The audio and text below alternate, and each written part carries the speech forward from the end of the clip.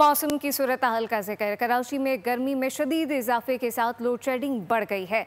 मुख्तलिफ इलाकों में बिजली की अदम फराहमी के बायस एहतजाज भी किए गए। इस वक्त हमारे नुमाइंदे कफील अहमद रिपोर्ट कर रहे हैं। कफील, बताइएगा क्या सूरत हाल देख रहे हैं?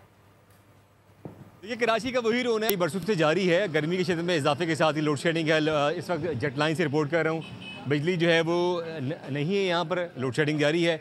और एक अगर हम बात कर लें शहर के मुख्तलिफ इलाकों में जो है वो एहतजाज जो भी हैं वो कल भी गुज़श्ता रोज़ भी हुए थे।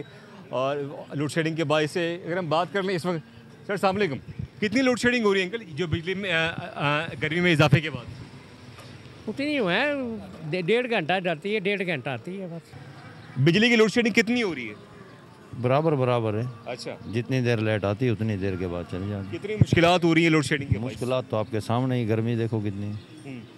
मुश्किलात तो आप देख रहे हैं, रोज़े का रमज़ान का महीना और ये तमाम सूरत हाल है। और के इलेक्ट्रिक की जो तर्जुमान है उनका कहना ये है कि जो 70% जो फीडर्स हैं कराची में इस वक्त उन पर लोड शेडिंग जो है वो सिफर है। और 30% जो एरियाज़ हैं उनमें बिजली की जो चोरी की जो शरह है उसके तनासुब से बिजली की सप्लाई की जाती है और वहाँ लोड शेडिंग का अमल जो है वो किया जाता है। तो ये वो तमाम सूरत हाल इस वक्त शहर के अंदर शहरियों का यही मुतालबा है कि बिजली की फराहमी को यकीनी बनाया जाए। जी कफील अहमद, बहुत शुक्रिया।